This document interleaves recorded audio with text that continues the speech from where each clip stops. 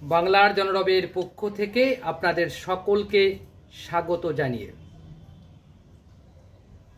কেষ্ট বাড়ি ফিরলেন। কেষ্ট বলতে বীরভূমের অনুব্রত মণ্ডল 2022 সালের 11ই আগস্ট গ্রেপ্তার হয়েছিলেন কেন্দ্রীয় এজেন্সির হাতে।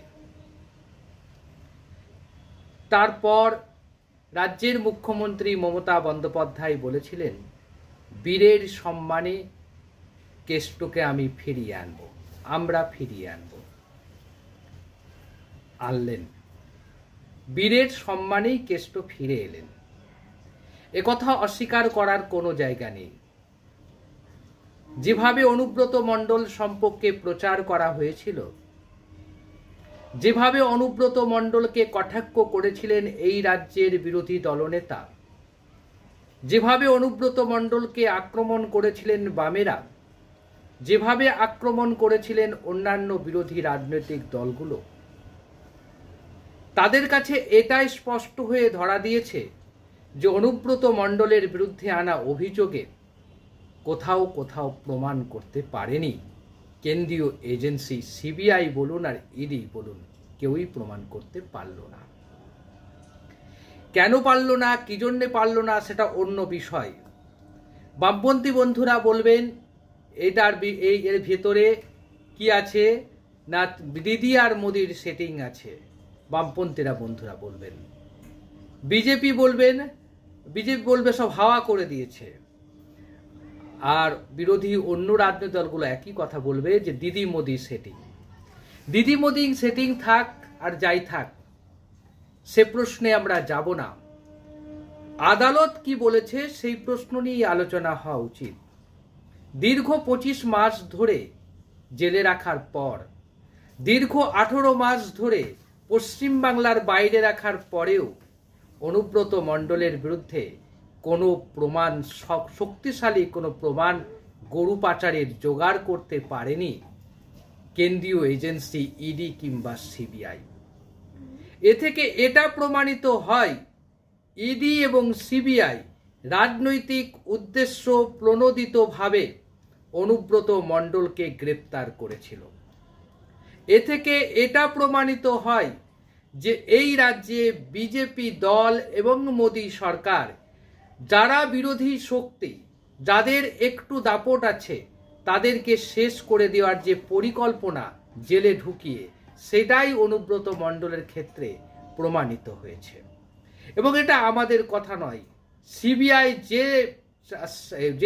যে প্রমাণ পেশ করেছে আদালতে, আদালত সেই প্রমাণগুলো দেখেই জামিন দিয়েছে অনুব্রত মণ্ডলকে। শুধু অনুব্রত মণ্ডল কেন, আপনারা জানেন কিনা জানেন, গরু পাচার মামলায় আরেকজন জামিন পেয়ে গেছেন। তিনি হচ্ছেন এনামুল হক, যাকে নিয়ে আনন্দবাজার খবর করেছিল কিংপিন, সে নাকি সবচেয়ে বড় মাথা। তো বড় মাথা বেরিয়ে গেলেন। লজ্জার বিষয় কি জানেন, আমাদের কাছে লজ্জা এবং শ্লাঘার বিষয় সবচেয়ে খারাপ লাগছে, এই রাজ্যের গণমাধ্যমগুলি এমনভাবে একটা গণমাধ্যম মিডিয়া সন্ত্রাস চালানো হয়েছিল অনুব্রত মণ্ডল, ইনামুল হককে, গরু পাচারকে কেন্দ্র করে, যাকে আমরা বলি মিডিয়া সন্ত্রাস। এমন একটা পরিস্থিতি তৈরি করা হয়েছিল, মনে হচ্ছিল যেন এরা সবাই চুরি করেছে। কিন্তু আজকে মিডিয়া কি বলবেন? মিডিয়া ক্ষমা চাইবেন? বাংলার মানুষের কাছে মিডিয়া ক্ষমা চাওয়া উচিত মিডিয়ার। কারণ গণমাধ্যমগুলো যেভাবে একটি ব্যক্তিকে, একটি দলকে যেভাবে তার পরিচ্ছন্ন ভাবমূর্তিকে আঘাত দেওয়ার চেষ্টা করে, যদিও অনেকেই বলবেন, আমার এক শ্রোতা বলেছেন ভুবনেশ্বরের এই যে ঘটনাটি, যেখানে একজন ব্রিগেডিয়ারের কন্যাকে পুলিশ মারধর করেছে, নিরাপত্তা চাইতে গিয়ে তাকে মারধর করেছে। এক ভদ্রলোক লিখেছেন, আমি জানি না উনি ভদ্রলোক কিনা, উনি ওই মেয়েটি সম্বন্ধে খারাপ মন্তব্য করেছেন। আসলে নিরপেক্ষ হন, নাগরিক সমাজের কাছে আমার আবেদন, একটু নিরপেক্ষ হন।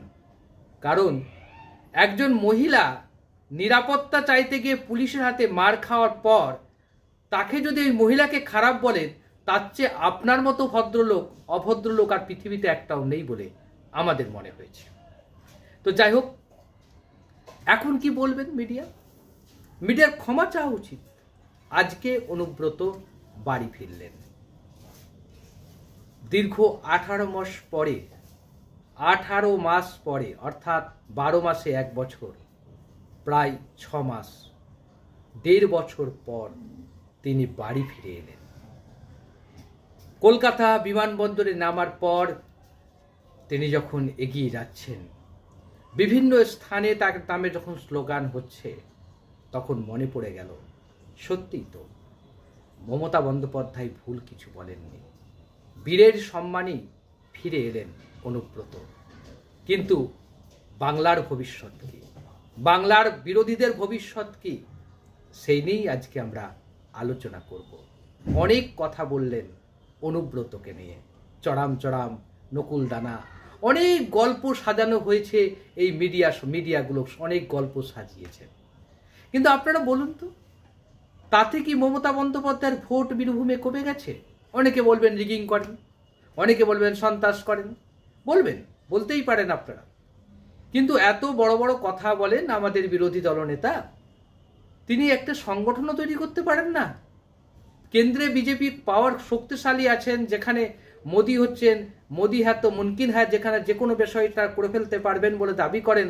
অমিত শাহর মতো প্রবল প্রতাপশালী একজন স্বরাষ্ট্রমন্ত্রী আছেন, তিনি একটা সংগঠন করতে পারলেন না বাংলাতে। অথচ আপনারা ক্ষমতায় আসার স্বপ্ন দেখছেন, এ রাজ্যের সংখ্যালঘু মুসলমানদের নিশানা বানাচ্ছেন। সবচেয়ে লজ্জাজনক ঘটনা এটাই। যাই হোক, অনুব্রত ফিরে এলেন, বীরের সম্মানে ফিরে এলেন। আজকে যারা সংবাদ চ্যানেলগুলো দেখেছেন, তারা অবশ্যই দেখতে পেয়েছেন যে চ্যানেলগুলো অনুব্রতকে এতদিন ধরে ভিলেন তৈরি করেছিল, ভিলেনে পরিণত করেছিল, সেই চ্যানেলগুলোই আজকে বাধ্য হয়ে তাকে বীরের সম্মানের দৃশ্য দেখাতে হচ্ছে। এর চেয়ে লজ্জার, এর চেয়ে ঘৃণার আর কিছু হতে পারে না। এই বাংলার মিডিয়াগুলোর কাছে লজ্জা পাওয়া উচিত। মিডিয়াগুলোর কাছে মিডিয়ার ভাবা উচিত যে একটি ব্যক্তি সম্পর্কে মিথ্যা প্রচার আমি চালাবো কেন? যতক্ষণ না সে প্রমাণিত হয়, যতক্ষণ না তার হাতে প্রমাণ আসে যে সে দোষী, তার আগেই তাকে দোষী সাব্যস্ত করার অধিকার মিডিয়াকে কে দিয়েছিল? এবার বলি বাংলার ভবিষ্যৎ, বাংলার পলিটিক্যাল ভবিষ্যৎ কি হতে চলেছে, বাংলার রাজনৈতিক ভবিষ্যৎ কি, বা এই অনুব্রত মণ্ডলের ফিরে আসা এবং বাংলার রাজনীতির তার প্রভাব। এতদিন ধরে অনুব্রত মণ্ডল সম্পর্কে যে প্রচার চালানো হয়েছিল, তাতে আমাদের মতো যারা একটু স্বল্প জ্ঞানী মানুষ বা সাধারণ নাগরিকদের মধ্যে একটা ধারণা তৈরি হয়েছিল যে অনুব্রত মণ্ডল কোনো না কোনো দোষ করেছেন, অতএব তার শাস্তি হওয়া জরুরি। কিন্তু আজকে প্রমাণিত হলো যে অনুব্রত মণ্ডলের বিরুদ্ধে কোনো তথ্য প্রমাণ সেভাবে পেশ করতে পারেনি আদালতে, সেই জন্য ছাড়া পেয়ে গেছে।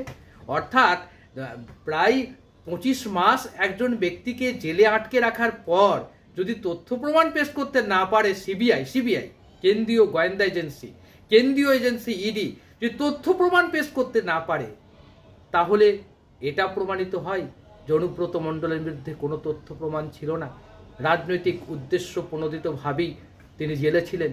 তো স্বাভাবিকভাবেই অনুব্রত বেরিয়ে আসার পর এই বাংলায় তৃণমূল কংগ্রেসের অন্যতম মুখে পরিণত হবে অনুব্রত মণ্ডল। এই অনুব্রত মণ্ডল বিভিন্ন জায়গায় তাকে নিয়ে যাওয়া হবে, প্রচার করা হবে, তাকে বীরের সংবর্ধনা দেওয়া হবে। তৃণমূল কর্মীদের মধ্যে যে হতাশা তৈরি হয়েছিল, সে হতাশা কেটে গিয়ে আবার উচ্ছ্বাস দেখা দিবে, সেই উচ্ছ্বাসে ভেসে যাবে বিরোধীরা। দ্বিতীয় প্রভাব, ইডি এবং সিবিআইয়ের সমস্ত বিশ্বাসযোগ্যতা বাংলার সাধারণ নাগরিকদের কাছে শেষ হয়ে গেল। এরপর ইডি সিবিআইয়ের উপরে কোনোভাবেই কোনো মানুষ আর বিশ্বাস রাখবে না, এটা মাথায় রাখবেন। তৃতীয় তো যে কাজটা করবে সেটা হচ্ছে বাংলার মাটিতে মমতা বন্দ্যোপাধ্যায় আরও অপ্রতিরোধ্য শক্তি হিসাবে আত্মপ্রকাশ করবে। আরজি করের ঘটনার পরে যেভাবে মমতা বন্দ্যোপাধ্যায়ের জনপ্রিয়তা অনেকটাই নেমে গিয়েছিল, এই অনুব্রত মণ্ডলের ছাড়া পাওয়া, ইনামুল হকের ছাড়া পাওয়া, শঙ্কর আঢ্যের ছাড়া পাওয়া, বাকিবুর রহমানের জামিন, মানিক ভট্টাচার্যের জামিন, এটা প্রমাণ করে দিল যে কেন্দ্রীয় এজেন্সিগুলো মমতা বন্দ্যোপাধ্যায়ের মতো একটি মহিলা মুখ্যমন্ত্রীর কে প্রতিহিংসা পরায়ণ হয়েই তার দলের এই নেতা কর্মীদেরকে জেলে ঢুকিয়েছিল। এর ফলে এর সুদূর প্রসারী ফল একটাই হবে, এই বাংলার মাটিতে মমতা বন্দ্যোপাধ্যায়ের শক্তিকে আরও সংহত করা হলো, অর্থাৎ বিরোধীরা আরও বেশি পিছিয়ে গেল।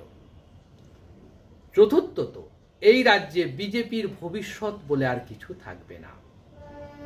কারণ বিজেপি সম্পর্কে সাধারণ নাগরিকদের মনে একটা ধারণা তৈরি হবে যে এরা যা বলে সেটা কোনোদিন রাখতে পারে না, এদের মধ্যে কোনো বিশ্বাসযোগ্যতা নেই, এরা সিবিআই এবং ইডির উপরে নির্ভর করে রাজনীতি করে। শুভেন্দু অধিকারী কথায় কথায় বলে অমুক ভাইপো জেলে যাবে, তমুক ব্যক্তি জেলে যাবে। জেলে যাওয়ার বাইরে কি আর রাজনীতি করার জায়গা নেই ভাই? ছিল তো। বাংলার মাটিতে বাংলার সাধারণ নাগরিককে অংশীদারিত্বের মধ্য দিয়ে এনে তাদের সুখ দুঃখের কথা বলে যদি আন্দোলন করতে পারতেন, তাহলে সাধারণ নাগরিক আপনাদের প্রতি আকৃষ্ট হতো। অনুব্রত মণ্ডলকে জেলে পাঠিয়ে প্রকৃতপক্ষেই এই রাজ্যে বিজেপি দলটা ভিলেনে পরিণত হলো। চতুর্থত একটা জিনিস আবারও প্রমাণিত হবে যে বাংলার মেয়েকে দেশের প্রধানমন্ত্রী নরেন্দ্র মোদী, অমিত শাহরা অপমান করতে চেয়েছেন, তাকে অপদস্থ করতে চেয়েছেন, তার সততাকে নিয়ে প্রশ্ন করতে চেয়েছেন। অতএব আবারও মমতা বন্দ্যোপাধ্যায়ের জনপ্রিয়তা বাড়বে। পঞ্চমত, শেষ যেটা বিষয়টা, সেটা হচ্ছে এর পরে বিজেপি নেতারা, বিরোধীরা যখন কোনো তৃণমূলের বিরুদ্ধে প্রচার করবে, সিবিআই তদন্তের দাবি করবে, সাধারণ মানুষের মধ্যে তা বিশ্বাসযোগ্যতা পাবে না। আর বাংলার মাটিতে এইটাই স্পষ্ট হয়ে ধরা দিল যে ইডি সিবিআই ভাই অনুব্রতকে গ্রেপ্তার করে নাও, একে মানিককে গ্রেপ্তার করে নাও, পার্থকে জেলে ঢুকিয়ে দাও, জ্যোতিপ্রিয় মল্লিককে জেলে ঢুকিয়ে দাও, দিলে তৃণমূল শেষ হয়ে যাবে, বিজেপি বেড়ে যাবে বা অন্য রাজনৈতিক দলগুলো বেড়ে যাবে, সেটা সম্ভব নয়। এটা প্রমাণিত হলো যে মানুষের কাছে যেতে হবে, মানুষের আশীর্বাদ নিতে হবে, মানুষকে সঙ্গে নিতে হবে। মানুষ যদি পাশে না থাকে, ইডি সিবিআই এসব গল্প দিয়ে নেতাদের জেলে পাঠিয়ে কিছুই হবে না। সুতরাং বাংলার রাজনীতিতে অনুব্রতের এই জেল মুক্তি প্রকৃত অর্থেই তৃণমূলকে নতুন করে অক্সিজেন দিল বলে আমাদের মনে হয়েছে। আপনারা কি বলেন? আজ এই পর্যন্ত, আবারও দেখা হবে।